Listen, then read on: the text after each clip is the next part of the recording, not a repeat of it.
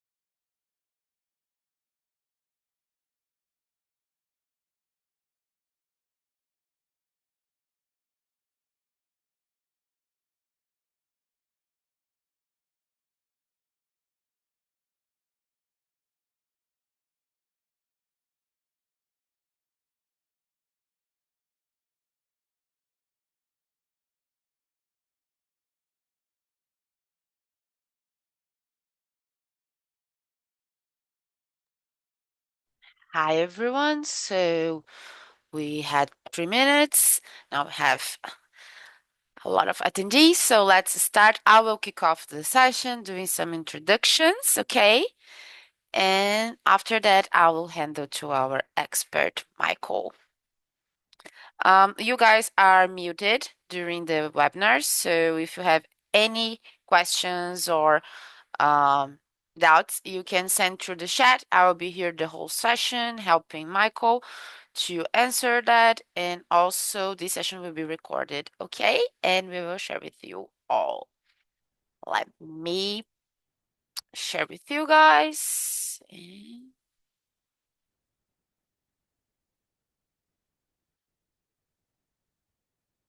That everybody can see my screen. So let's start.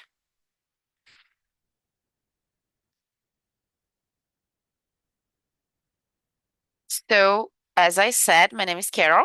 I'm here from uh, welcome to another fantastic tech skills webinar. I'm on the marketing team here at Tech Skills, and today we'll be going to talk about Agentic AI Systems, discovering and harnessing the next stage of AI. Okay, so I will be your moderator for today's session, guide you through the presentation and help you answer your questions along the way. As I said before, we've got a lot of exciting content ahead, so let's get started. So I'm going to talk a little bit about tech skills. So we are focused on helping individuals, teams, and also organizations to level up their technology skills. We are associated with My Computer Career to provide not just individual training, but fully tailored programs for technical teams and organizations. What makes us unique is our customizable approach. Every company has different pain points, as we know, and training needs, so our certified experts instructors work with you to create a program that will address exactly what your team need to succeed and also you. So, at Tech Skills, we do offer some trainings for some of today's top technology vendors. These courses include cybersecurity, AI, networking options from Microsoft, AI certs, CompTIA, Cisco, EC Console, AWS, and more. Either you are looking for individual certifications or team-wide skills development, we have the resources to help you and your team to get skilled, certified, and ahead of the curve. So we also do have this Tech Skills memberships. We know that cost and scheduling flexibility is something that is very important when investing in training. So that's why we offer membership options at multiple levels: free trial, pro, premier, and enterprise. Our memberships are designed to help teams save up to 25% on our entire catalog of training, while giving you access to a wide variety of courses so you can pick what works best for you and your organizations. Our sales experts are more than happy to address any doubts that you guys have. Also, if you want, I can leave their email addresses here on the site. We also have the unlimited training with our limited cybersecurity and Microsoft training programs. One flat annual fee gives you and your team access to unlimited virtual instructor-led courses and self-paced courses. This is way too cool, across multiple vendors. This means your team and you can learn at your own pace while staying current with the latest skills and certifications.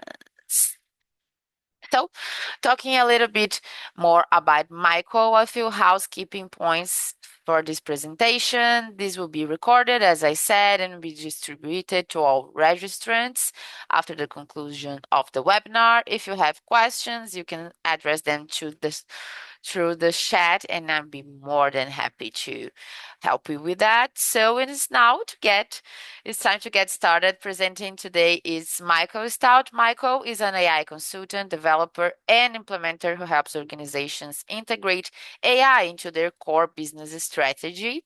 Michael's background in technology began at the 80s in the Northern Californian hacking culture.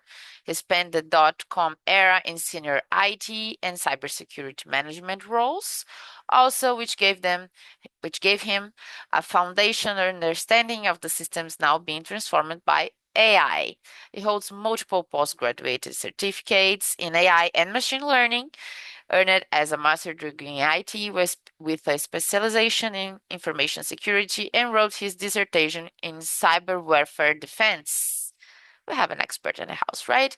Always hands-on, he enjoys training as a way to share his passion for AI, and he specializes in AI development, security, and executive education. Michael has worked from New Zealand to Greenland and believes in making technology accessible to anyone who wishes to embrace it. Michael, take it away. Thank you so much for joining us today. All yours. Got to hit the audio button. Thank you very much, Carol. I see some familiar names again this month, so very happy that you've joined. Um, as with my last presentations, my last webinars, I like this to be interactive, so I do encourage you to ask questions. I will try to monitor it. I am in California today. Normally, I'm in London, where I live, but I'm out here visiting for Mother's Day to see my mother. And last week, I was at the Deep Learning AI conference, which was absolutely fantastic. It was held in San Francisco 2 days. Then 2 days. Then after that, I went to the AMD Developer Conference. Lots of buzz going around the Bay Area here in California. Agentic AI is what is driving everyone's movement. So what I've got planned for you is just some again. If you've been on my webinars in the past, you know that I like to be hands-on, and I hate slides. So I've once again created a web app for you to go to a website. So go ahead. I've just sent that up there. It's michaelstout.live/AI-agents. so you can follow along with me, and you can reference this in the future as well. At the end of the webinar, I'm going to set up OpenClaw because that is one of the big buzzes there. But OpenClaw is not the only one that's out there, and there are reasons why you would want to use some of the others. So I'll also touch on that.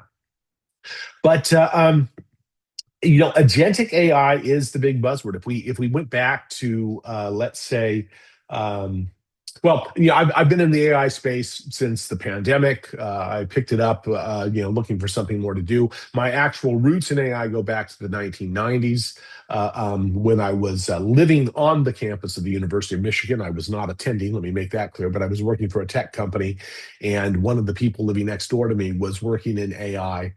And at that time, we were in what was called one of the AI winters. We had the algorithms, we knew how we wanted this stuff to work, but we just didn't have processing power. So that's all changed. So now, with the processing power, we have the ability to run these algorithms to do absolutely wonderful things. Um, the Okay, I just got a message. Audio okay for everybody? Okay, very good. If Darren can hear it, then I think everyone else can. Very good. Thanks for replying back, Darren. But these winners that we've had have been where AI has promised but not delivered. And it's not delivered again because of processing issues. But we have moved beyond that hurdle. I was at the AMD conference, and I've always been an NVIDIA person. But let me tell you, the AMD models now, or the AMD hardware is really good. Absolutely fantastic. Very impressed with that stuff. Um, and they're also opening. They have their own open source models that you can use and develop on. They have a great developer program. I'm giving them a plug, but I'm going to give NVIDIA a plug as well. That these hardware manufacturers are really moving forward in not only providing the hardware for the likes of OpenAI and Anthropic, etc., but also for their own open source models. And the open source models are really good. And if we have time, I will break out of this and once again show my Olama demonstration to where you can download a large language model onto your PC or Mac, preferably a Mac because the processors are faster, unless of course you have a AMD processor that can handle it, and enough RAM, of course, that you can run these models locally and not pay any token charges. So anyhow, I have shared my presentation with you. I hope that it's working. Let me just go to it to make sure. Let me see, Michael Stout live and AI agents. And sure enough, there it is. So let me share my screen and we'll get moving forward. Okay, now, okay, I've got to, Carol, if you could allow me to share, I'd appreciate that. Done. Okay, thank you. Unlike my normal computer at home, I am on my MacBook here in my brother's guest room. So I don't have all the bells and whistles that I usually have. So if I seem to be fumbling more than normal, that's because I'm dealing with a 15-inch monitor versus a 55-inch monitor. It says I have to log out and log back in. So I will be right back.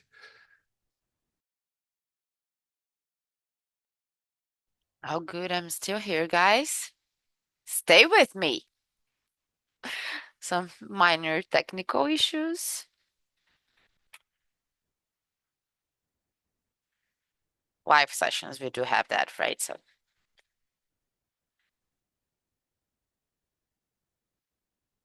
you guys, please let me know if any of you is having echo on the audio, please. Even though with me or with Michael, if you guys can type on the chat to let me know, will help a lot.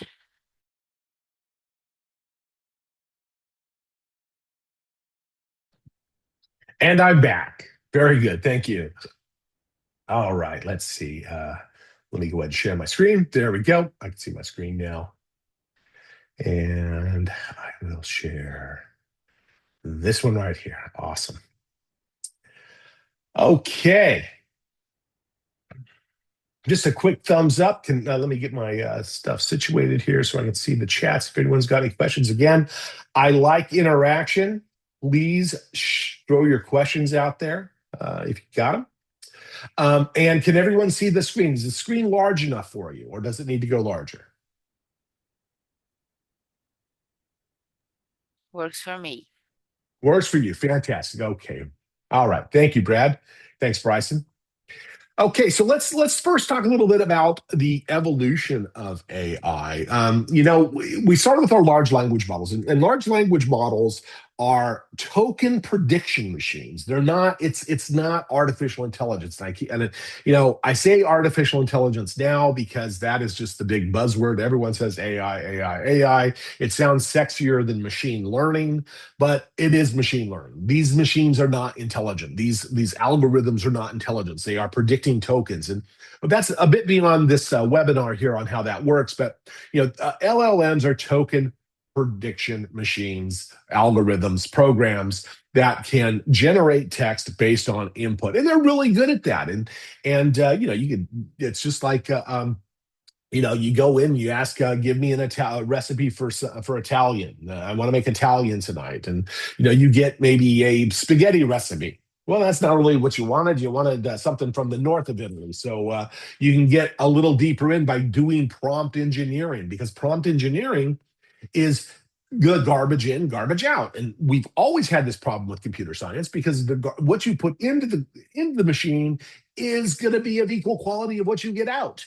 So if I put something into the machine that's crap, that's what I'm going to get. If I say, give me the best band out of Liverpool, England, it's going to come up with any number of bands. It might come up with Frankie Goes to Hollywood, which was one in the 80s. But of course, I think we all know the best band to come out of Liverpool is the Beatles. So you want to be specific. What is the best band in history from the 1960s to come out from Liverpool? And you've narrowed that down. And so that was the first big jump in AI, was this prompt engineering. And that's what came out, back in 2022, 23, when ChatGPT started to take off. And then we started using tools in AI. We can we've got models and tools for connecting, to connect AI to various applications, MCP servers you might have heard of, that I'm able to use a tool and connect my large language model. I'll say Anthropic, OpenAI, connect that to PowerPoint and say, hey, I want to make a presentation on AI. Can you please make me an outline? And it makes you an outline very nice. And then you toy around with it. You use this iterative AI process to get that large language model to be very precise in what it's giving you. And then you say, all right, now I would like you to create slides. And so it connects to those tools. And then it creates you slides, or it creates images, or it creates, Excel spreadsheets. That's another big jump. But now we've moved into agents. Now, what are agents? The difference between agents and our normal use of large language models is, with a large language, when we use ChatGPT or Claude, we have an idea what we're going to have at the end. Yeah, we're expecting a certain outcome, and it's always going to be the same. And it's very transactional, let's say. But with an agent, I can set it up to do multiple steps to get that outcome. So rather than me having to interact with it, I can set two chats together, let's say, and those two chats can work off of each other to give you a better response, or to produce a better outcome, or create a specific outcome that you're looking for. Give you an example. My daughter, she's 18. She is in Amsterdam, and she's got her first work experience job. She goes to business college there. She goes to a pretty good business school, and they do placements in May through August. to work on their skills. And her job, she's working for a tech company, and she has an assignment to contact 20 customers a day and write an email that is personalized to them, to find the contacts and to get that information into their CRM. So she's given a list of customers that she needs to contact, that the marketing director said, we're going to target these customers. Well, as soon as she told me this, I said, this is a fantastic job for a multi-step agent. Because what we want to do is we want to create a workflow. We want to take that current workflow that you're manually doing and identify it. So, what's the first step? The first step for her is to say, okay, well, here's the company. Normally, what I would do is I would do a Google search on the company to find out information about this company. Now, the company that she's working for is a company that provides a service to those living in student housing so that when they go to the refrigerator and take a beer or you take the milk or whatever, they can put it down on a tablet and they can account for what they've consumed and they will receive a bill for that. So there's an advertising opportunity on that tablet for companies that could be having a promotion for students or looking for students to hire, et cetera. So that's the product that she's selling. She's selling advertising on this platform. So she's gone to these companies. She's done the intel. Part of that request within the agent is research this company in the Netherlands, find out if they've done any promotions in the last 30 to 60 days targeting students, and come back with intelligence.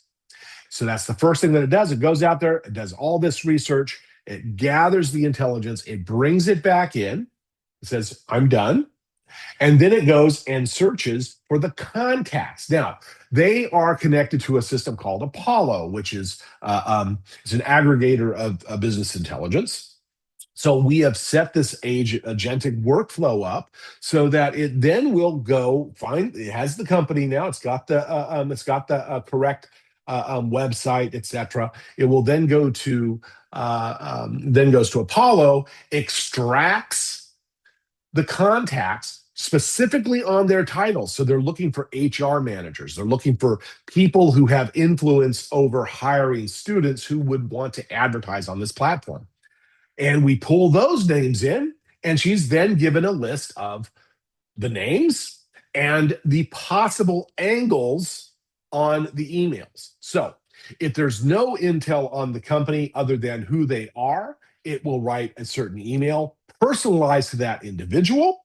If they have found that there's been a promotion on that company targeted towards students, it will write an email to that.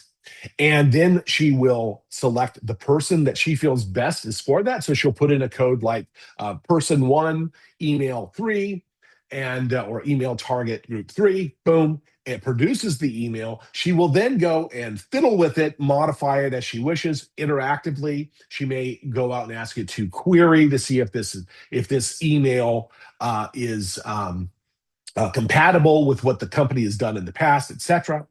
And then it comes up with the email. She approves it. She gets the email name or the email address. She gets the body of the email. She presses another button, and then that button puts it into a program called Pipedrive. And that doesn't have a direct connection, so we had to write it. We had to do Zapier and a couple other massaging, but we're able to take that email now or that text and move that into Pipedrive and send it. Now, she has to do this 20 times a day, right? First day, she had 72. 72 unique emails to new clients, and she has exceeded beyond what they expected. Yeah. And they've asked her how she does it. I told her not to tell her until they give her a raise. Okay. So that is a perfect example of a agentic workflow. Now, one of the things when it comes to these workflows is you're not only looking at business analysis, but workflow reengineering to say, hey, we're going to do the things the way we used to do them, only we're going to do them with AI, is you're shooting yourself in the foot with that one because you have to become an agentic AI culture to where you really got to tip things on the top of your head. Now, people can say, well, I'm going to lose my job if I do it that way. I don't think that's the case. I am not one of those people. I do go into clients and say, hey, listen, I'm all about eliminating FTEs, full-time equivalents, but it's not eliminating a job. It's producing more output so you don't have to hire additional people for that output. So these agentic systems that you can build for yourself, I often say, and if you've been on my webinars before, you know that I say that there's going to be two types of people in the future: those that do their jobs with AI, and those that use AI to do their jobs. Yep. And you want to be the second one. You want to use AI to help you do your job. So here, my daughter is able to do 3 times as much work in one day. She's getting the recognition that they're giving her all sorts of recognition for this. And she's probably after 1 week, she's probably going to move herself into a little more senior role because of this, because now she can share this information with her colleagues. And this weekend we have a date so that we're going to modify it even more and create it into an actual application so that they don't know they could just go to Claude or go to OpenAI and recreate this. We're going to put it into an application that she can then share with everybody. So, one of the things that when we talk about AI, people think that these agents are actually chatbots. Now, this is one of the problems we have out there. One of the problems we have is that the word agent can mean multiple things. Yeah. You're dealing with a chatbot agent. Well, that's really not an agent. Agent, we need to think of as an independent entity that has multiple instructions that can make decisions on its own based on this input output sparring it goes between agents because you want a multiple agent system. So if people say, oh, yeah, we have an agent. Well, okay, they have an agent. They have an agent that is a chatbot. Well, a chatbot is not really an agent. A chatbot is an LLM that is trained specifically on a corpus of knowledge. What do I mean by that? Well, I'm working on a project right now where a client of mine has 20 years, well, actually, it's 40 years of email, and they want to keep this information. They don't want the emails, but they want the information in the emails.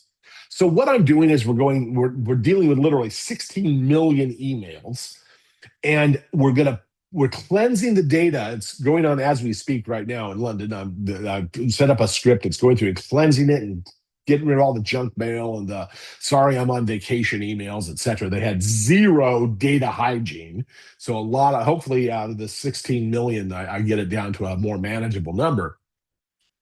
But we're going to take that corpus of information, and then we're going to feed it into a RAG, which is a process that we use to retrieve the information.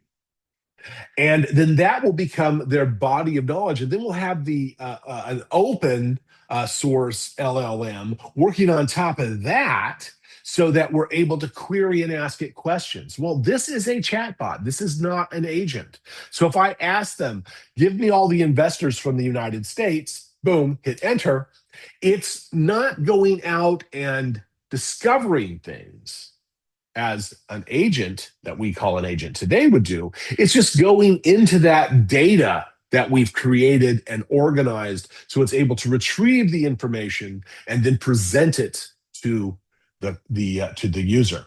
So that's one of the things that people will say they have an agent that does that. It's not an agent. It's an LLM.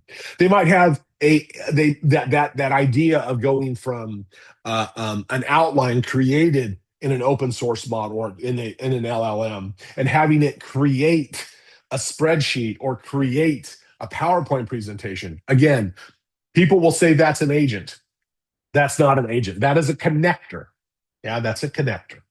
So when we talk about agents, when you talk to people about agents, you want to make sure that you're using the current technology for agent and correct them as you can, because people will say that chatbots are agents, but actually agents are goal-driven systems, and they will have multiple steps.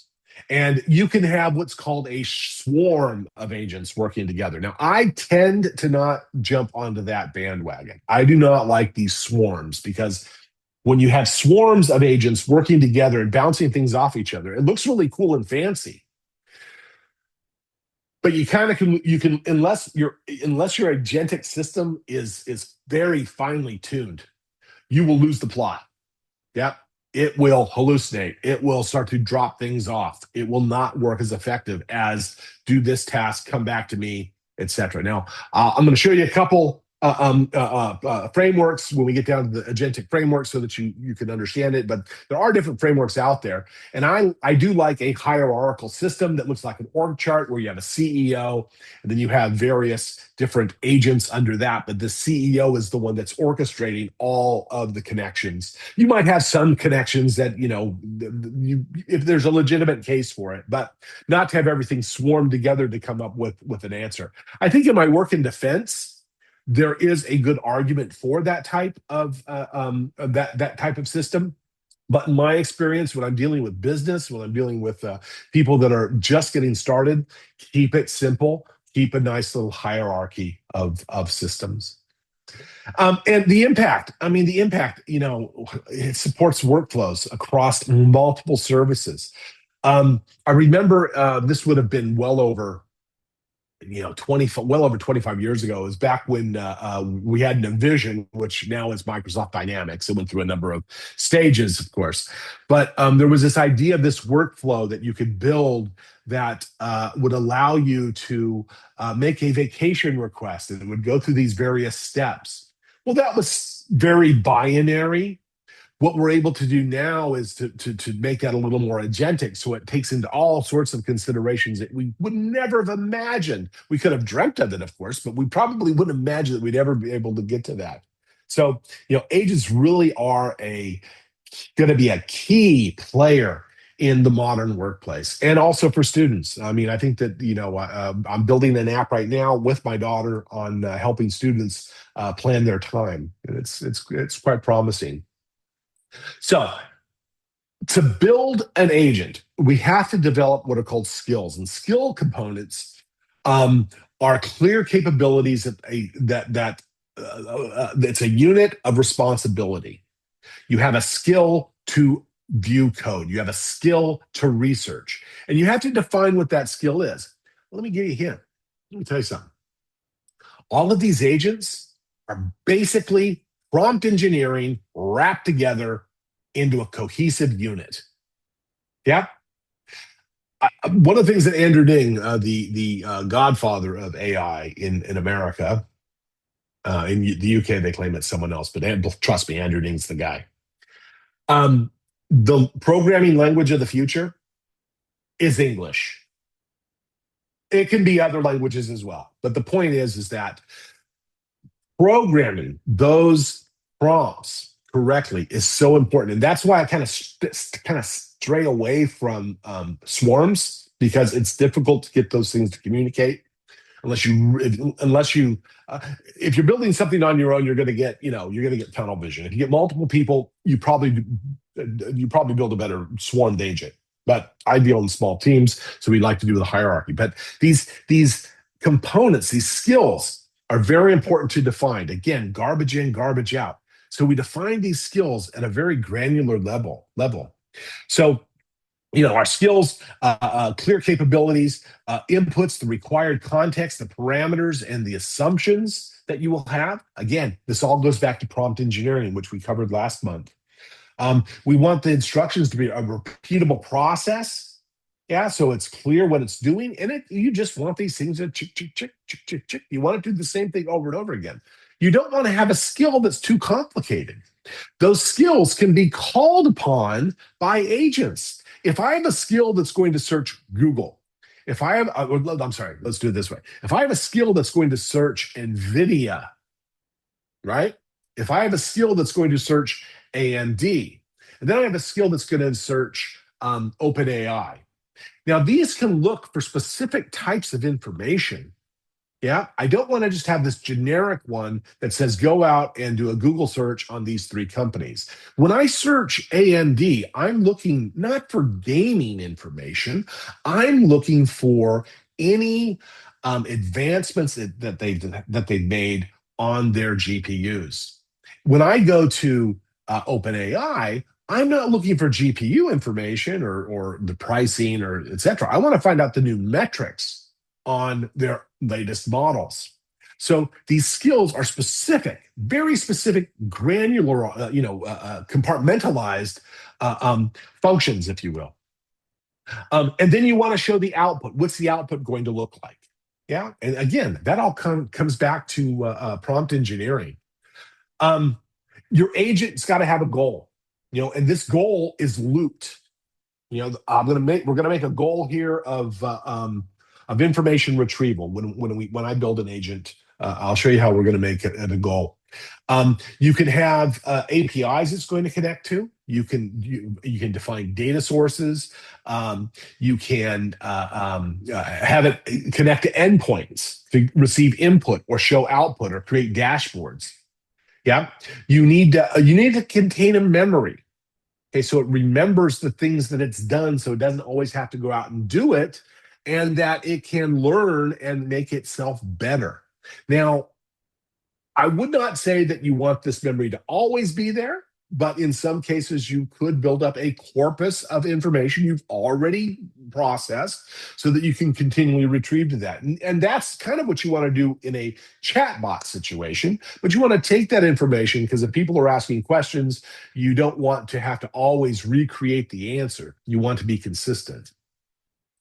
And then you need a decision policy that determines when to continue, input, or escalate. For instance, if I'm dealing with an agent that is running into a problem and it doesn't know what to do you want it to continue to try and do something that it may not have the skills to do, or to raise a flag and say, hey, I kind of maxed out on this. I need some instruction. Yeah. You always want to have guardrails and controls, and that's probably one of the nastiest things we're dealing with right now, is that people are jumping on this agentic bandwagon and said, okay, we're gonna make agents. Yeah. And they download OpenClaw, they download Paperclip, they do whatever, and they get it installed and they connect it to everything they got. And it happened 2 weeks ago. A marketing executive at Meta set up an agent and boom, wiped out her email. Why? Because the agent didn't think that the agent was supposed to go in and delete spam. I mean, I've done this myself. I've created agents to go in and delete the spam, but I don't have it actually delete. I am the human in the middle to press the button to delete. It will give me a list of things that it wants to delete, and it will identify, it will cluster emails to delete. And then I'll say, yeah, I don't need those, don't need those, don't need those. But setting up these agentic workflows without guardrails is a is a recipe for disaster. It's going to be disastrous because you've opened it up, and you don't and unless your agent is perfectly tuned, it will hallucinate and it will start to do things that you don't expect it to do. It might say, wow, I've really done really good at I've eliminated 30% of the email because they were junk. Now let me go to the next step and do this over again and determine who the big senders are of what's left, and consider those as junk, and then wipe those out. Again, guardrails are always going to be important. And also privacy. That's another big issue. Your privacy is going to be important to maintain, and the only way to do that is to use guardrails. So to set up these agentic frameworks and just let them go, that is a recipe for disaster.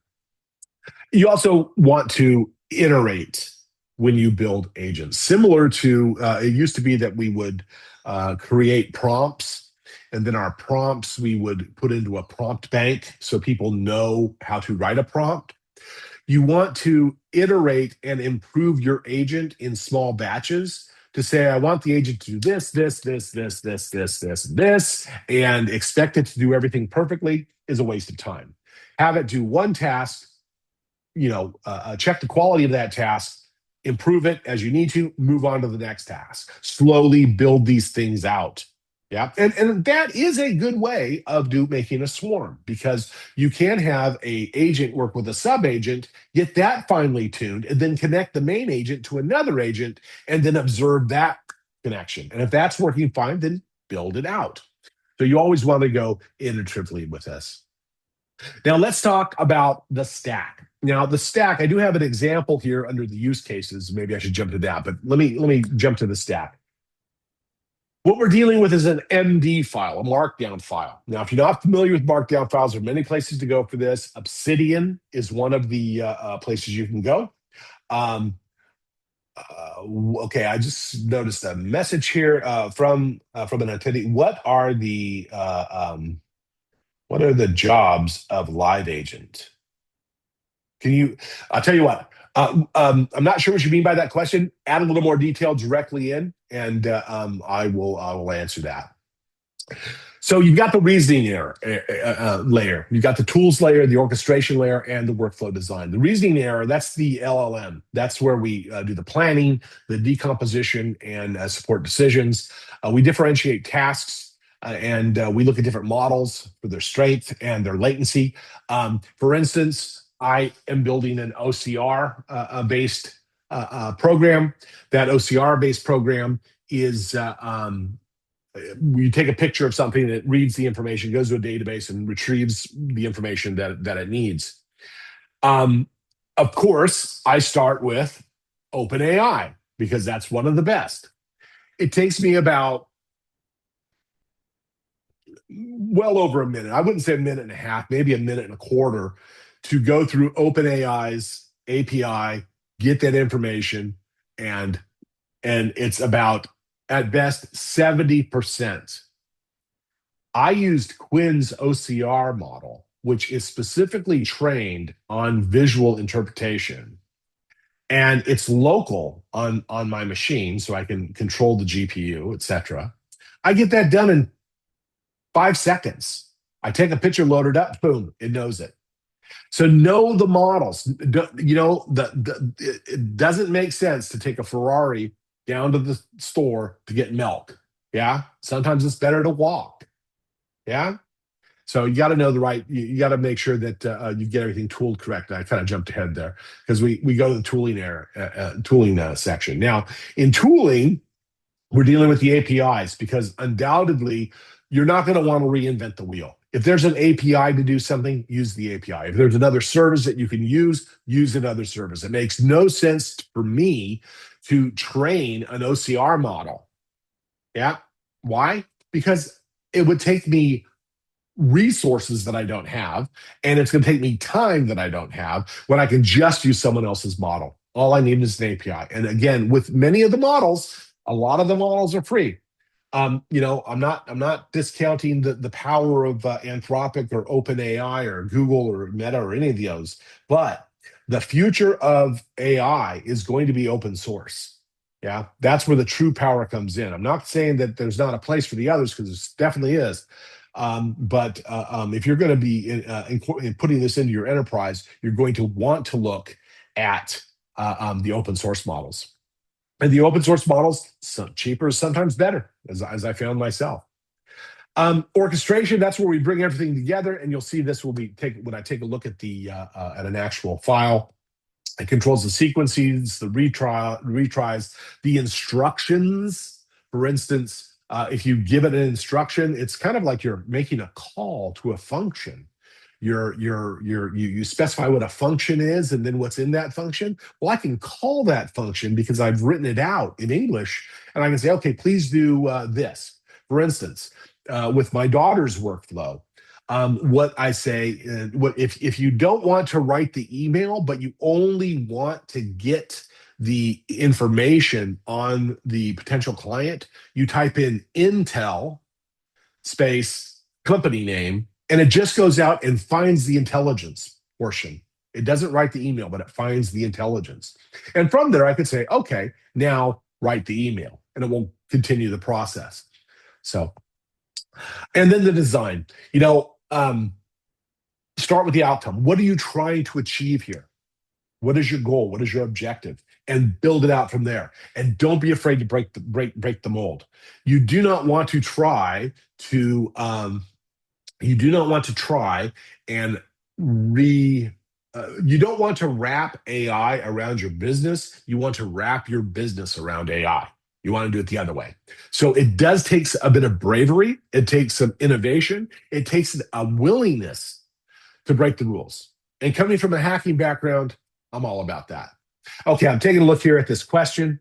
Carol, if you want them to go ahead and they can text directly here if that works. Oh wait, yeah, they can text directly if you want. If you are asked on a company site and you are asked if you want a live agent, and you say yes, so that it is the duty of the live agent, is that program or just another question? Okay, so that is actually that's kind of back here when we talk about the guardrails. Okay, so the guardrail, I mean, that's the first thing I do whenever I get a live agent. I put in, I'm sorry, whenever I go to a chat bot, I get a live, I say, I want to talk to someone, I want to talk to a real person, right? Well, with that is that's a guardrail. And that guardrail is a prompt that the chatbot is programmed to listen for. And when it sees that, it knows to hand it off to a real person. And in the EU, that is a right, that you have a right not to speak to a chatbot. You have a right to speak to a live person. So that's very important. But that is I think hopefully that's answered your question. So what is your duty? So what is the duty of the live agent is to take over. Now, let me tell you one of the best practices in this, and I know that, if you've been on my webinars, you know I go overtime. Um, so and it'll be worth it.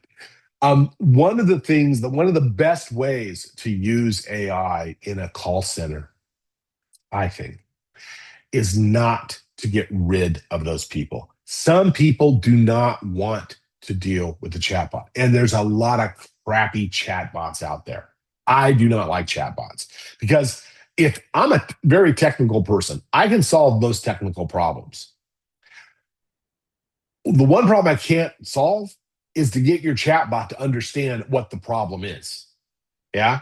And getting caught in a loop because they have a closed system, it can't think out of the box.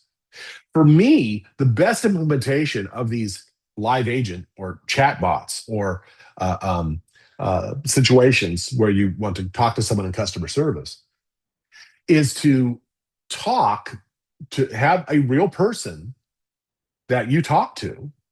And I'm not talking in some simulated voice, I'm talking about a real person. And have the agent listen in on the conversation as you're talking to them, taking the conversation, finding out what the problem is, going out, searching the problem. So the agent, the real person, can say, "Oh, I'm sorry, Mr. Stout. It seems to me that you've lost your password. Let me give you the instructions for this. In fact, I just emailed them to you." That would be the perfect scenario for what I think a chatbot should do. Now, obviously, after hours, etc. If it's easy stuff, great. If it's difficult stuff, write it in, leave a voicemail. Let the AI take the voice. I don't want to type all this stuff out. I want to say it.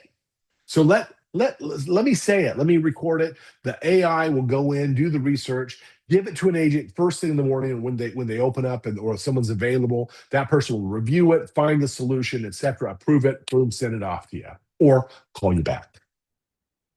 I hope that answered your question. Thumbs up if it did, thumbs down if it didn't, and we'll come back to that.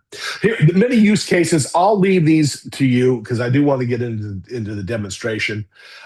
These are use cases to deliver value. I've kind of ranked them in my order of favorites, but I'll come here to here. This is what a agent looks like. It's very simple, and this is very simplistic. You could actually download this if you wanted to and try to create an agent yourself, but it's basically you're defining the goal of the agent, the inputs you're going to give, the tools you're going to use, the workflow, the guardrails, the output, and the success matrix. And that's what an agent looks like.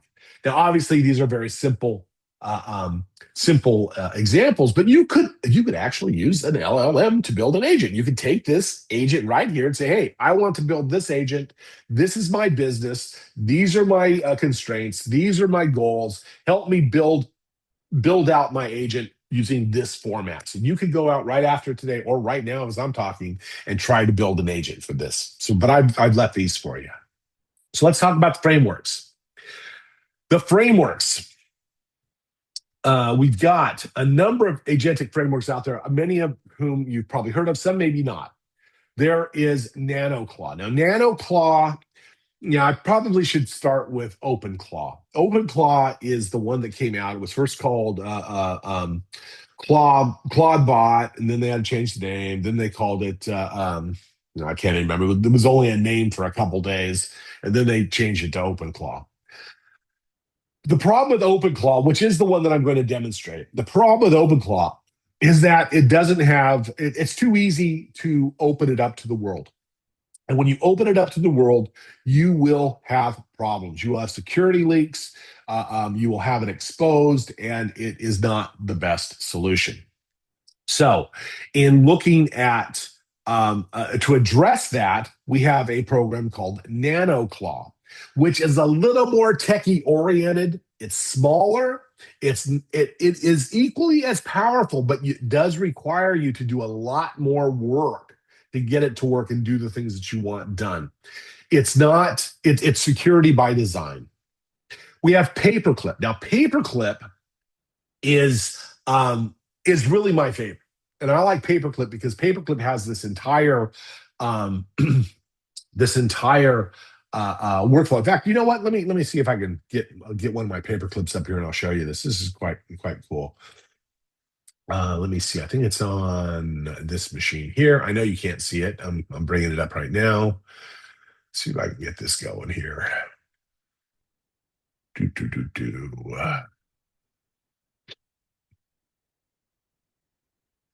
And screen here. Local host. Boom.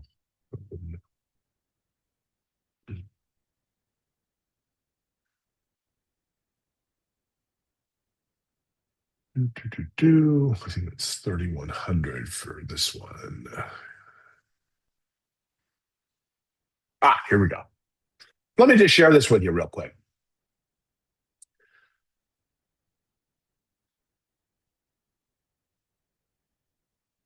So let me come here.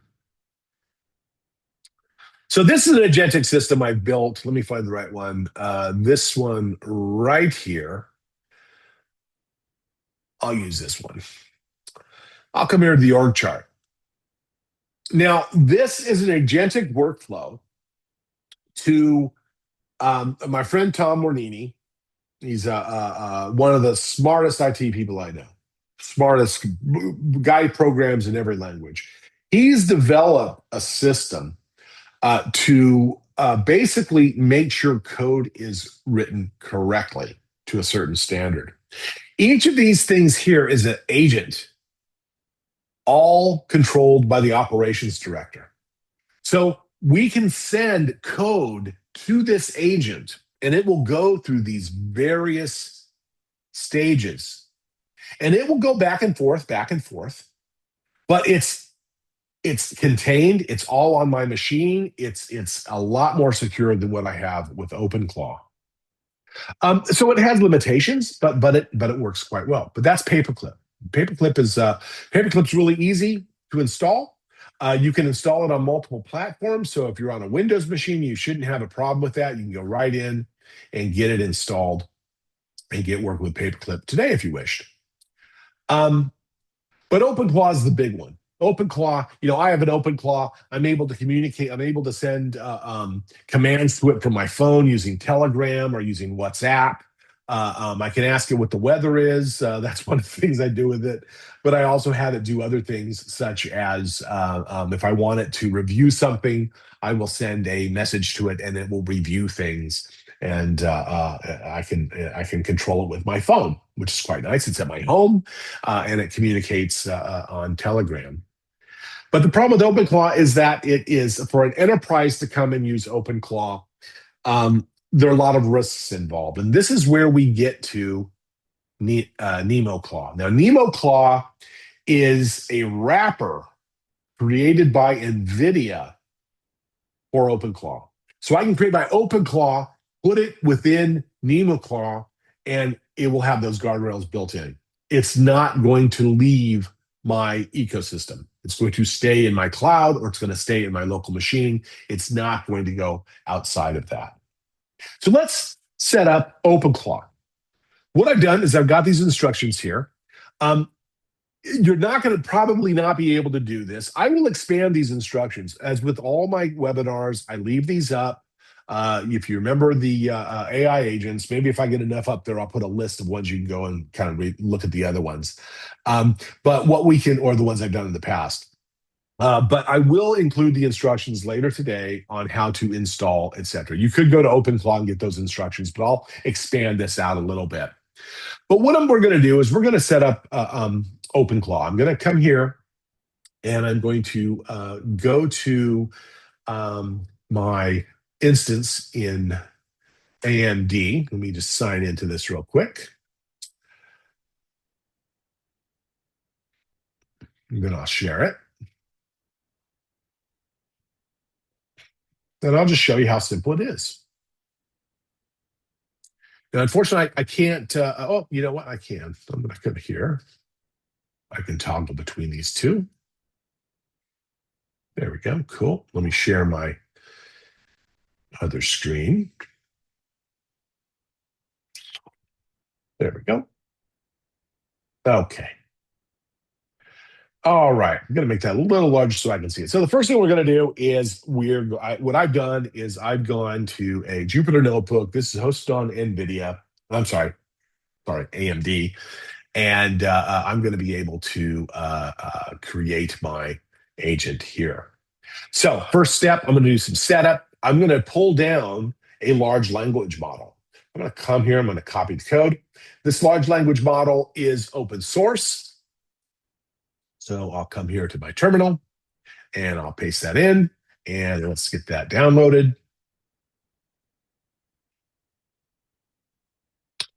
It's hopefully spinning up my, oh, yep, good.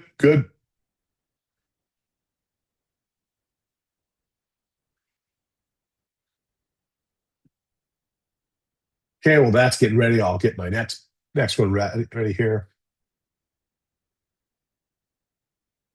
Come here.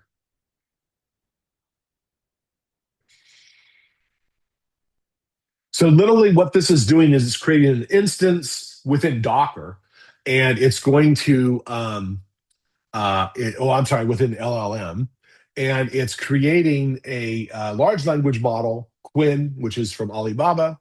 I could have used the one I'm using now is Gemma 4, which is the Google model, which is probably the best open source one out there today. So let's see if this is running. I'll come here and create another terminal and we'll paste this in. And not found. Uh-oh. Let's just wait for this a little longer. Those warnings aren't necessarily bad. Uh, JQ not found. What's going on here? Is that correct? Well, let me just try it without the JQ.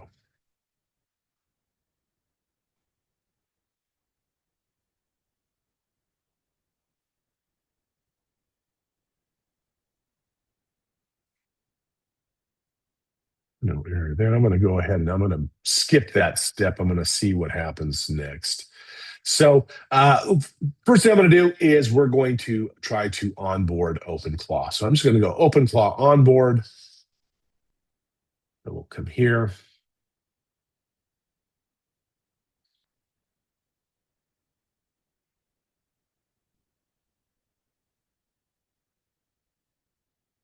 That'll take a few moments. And what I've done here is you have all the answers just to do it quick and easy right there.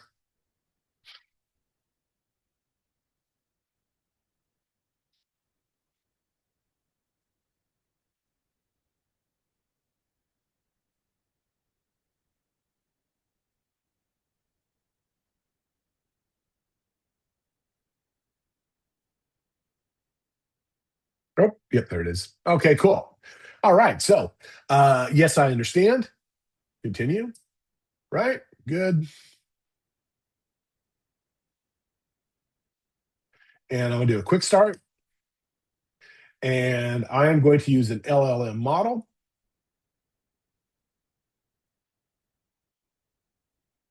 VLLM. And again, that's noted right here. And I'm going to go ahead and copy this so I don't want to have to type, whoops, don't want to type that in. Very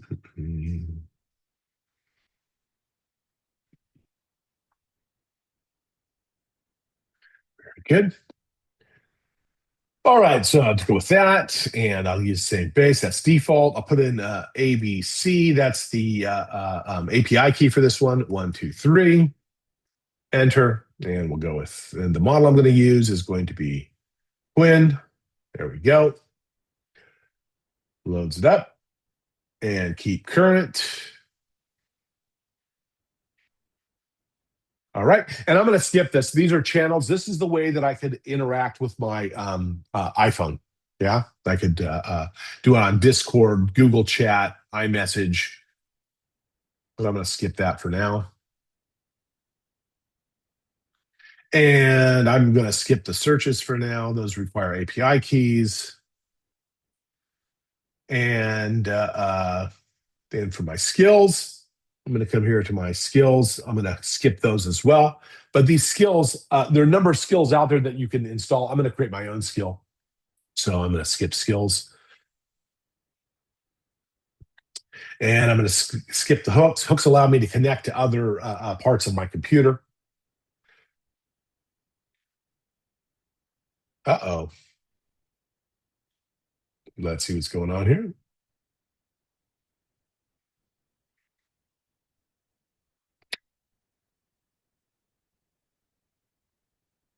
And I'm going to hatch in the terminal. So here we go. And all right, it says here that says, wake up, my friend. Here I am. And I seem to have an error there. Oh, my LLM request failed. So that is here. Let me go and cancel this and try this again. Well, let's see what it does. Are you there?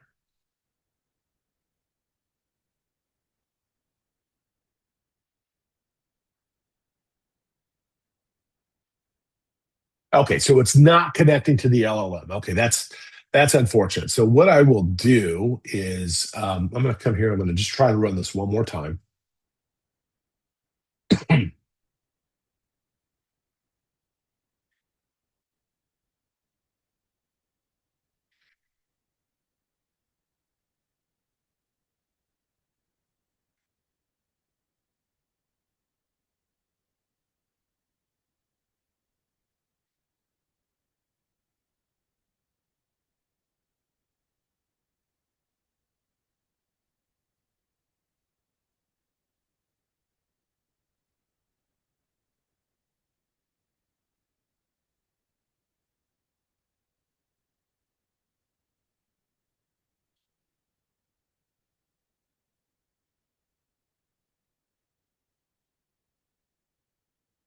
Okay, so what I'm going to do is I'm going to come out of this and I'm going to go back to my onboard.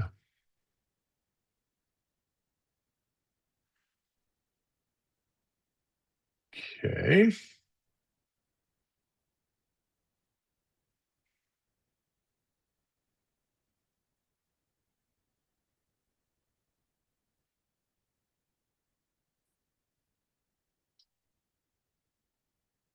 And I'm gonna connect it to one of my models here. Yes, and quick start, uh, update values. I'm going to connect it to OpenAI.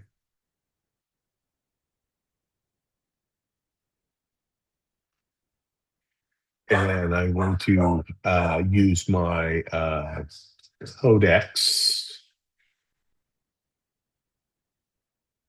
Okay, and then let me just come here and get this going here.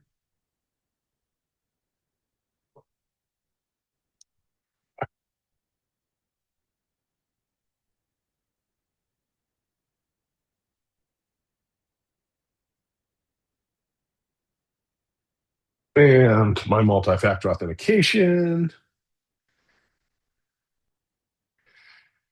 Let's come here to authorization. OpenAI.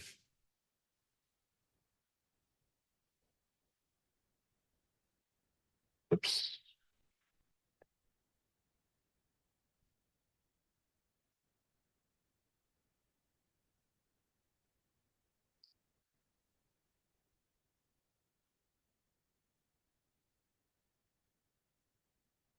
Think that should work. Uh, let's come back here. Paste the. Yep, good.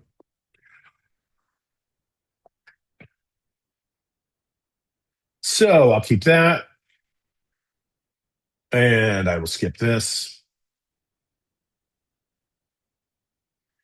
And I will skip that. And I won't do any skills. I won't do that. And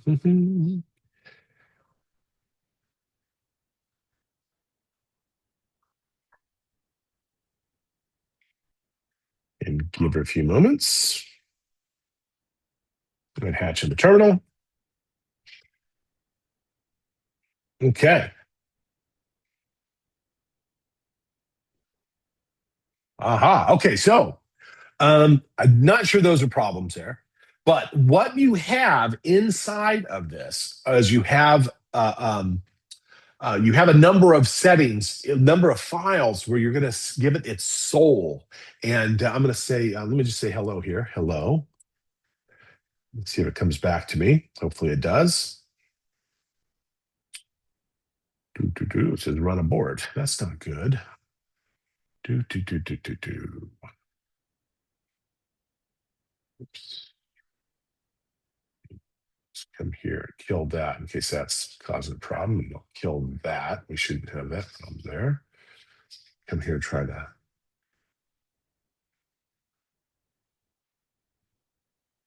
Are you? Oops. I seem to have killed that. So come here. Oh, that's frozen up. Let's try this one more time. Oh, have I killed it? Oh no.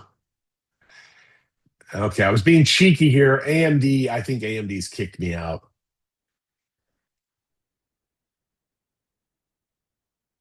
Yeah, they kicked me out. I wasn't supposed to be on here, and I was on here. So rats. Okay, so I do apologize for that, guys. But if you follow these instructions, I should have done it faster. If you follow these instructions, if you just go and install OpenClaw, follow those instructions. I would not recommend. I'll put down another model for you. I'll change this so that you can so that you can download a smaller model. You can also do this if you sign up for an AMD account, possibly do that too. But I've kind of overstayed my welcome there, I guess. And I will contact support on that to find out what's going on. But this lab here, what you're going to do next is after it's working, you pull this down and then you ask it to check the code. The code has an error in it, and then you want to update the skill, and then you can create your own agent to do the news. Now, what I'd like to do is I'd like to open it up for questions. And as you guys are getting questions organized, I'm going to try to get to my OpenClaw that I have running and see if I can get this on my machine in London and see if I can get this to work. So at least I could show you that it does work. But I'll leave it open to questions.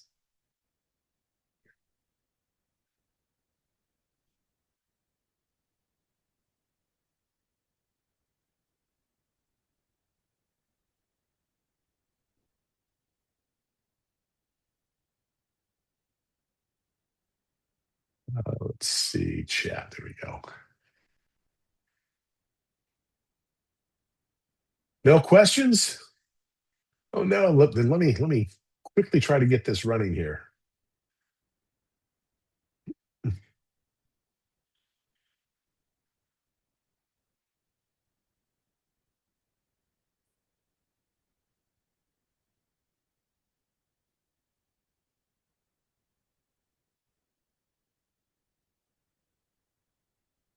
Wow.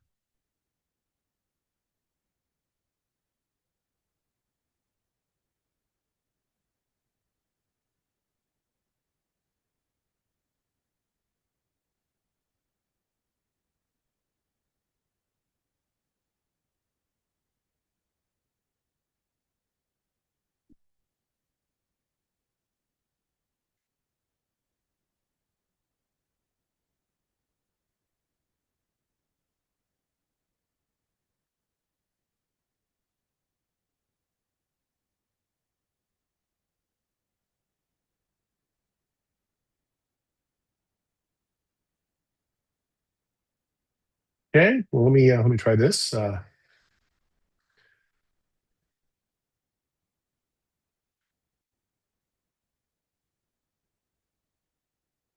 Okay, it seems that I have.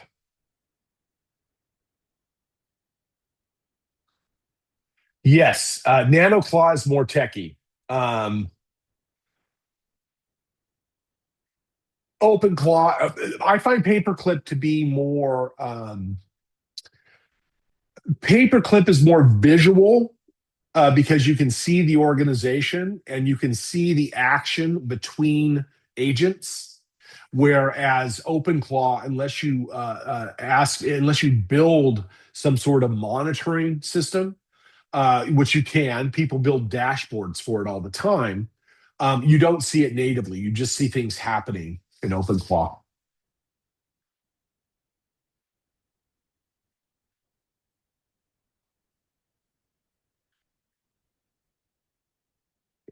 I've got my OpenClaw running here. I'm going to see if I can get this up.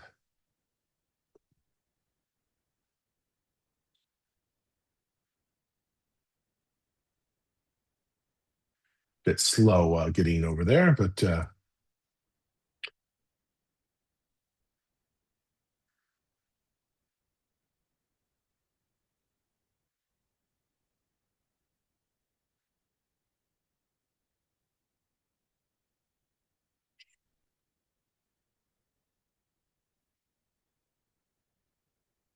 okay.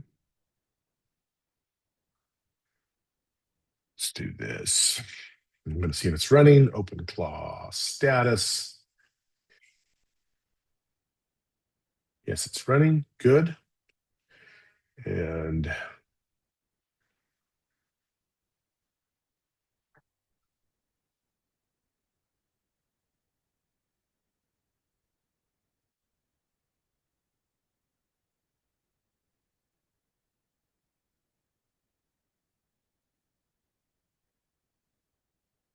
try this here.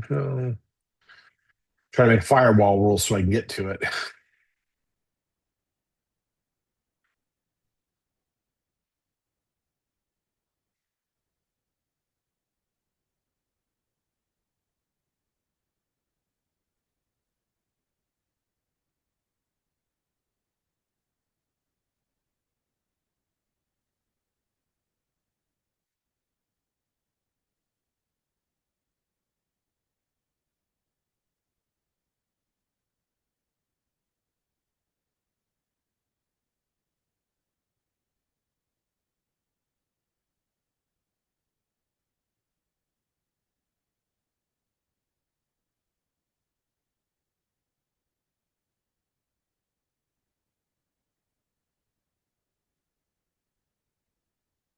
My estimate on how long it would take to stand up a agentic system from scratch, including not being proficient, knowledgeable, and learning curve. Brad, it's not going to be it's not going to be rocket science. You can I would say for your first one is to go to rather than doing OpenClaw, go to Paperclip, and Paperclip has a very nice onboarding program. When you install it, it walks you through the first setup, and from there you can build it out. I mean, it's really, I mean, it'll take you 15, 20 minutes. Probably take you more time to download than it would to get you to actually set it up. I think I got it here. CLI. Oh,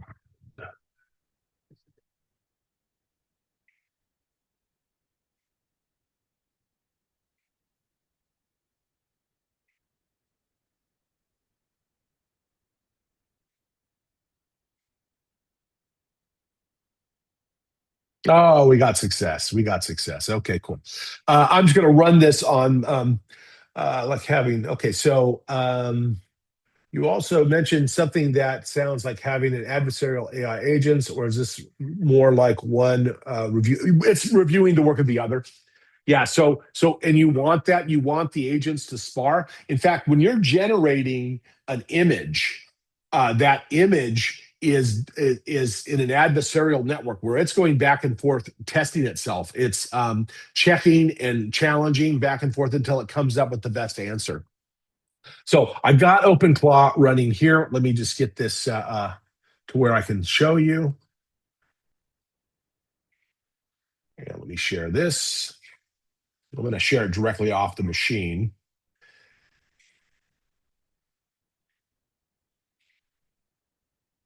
Okay, so here I've got OpenClaw running on this particular machine. And I'm going to go ahead and I'm just going to continue with that lab exercise that I had. I'm going to come here to pull the app. I'm going to copy this. I may have guardrails on this, but I'm not sure. But let me just go ahead and try this. I'm going to say pull, clone that. Failed. Nope. Won't let me connect to that. Okay, it fails that. That's okay. Well, what I'll do is let me just converse with OpenClaw. Who are you? Agent failed. Well, that's not good. Hmm. Uh, what is the problem?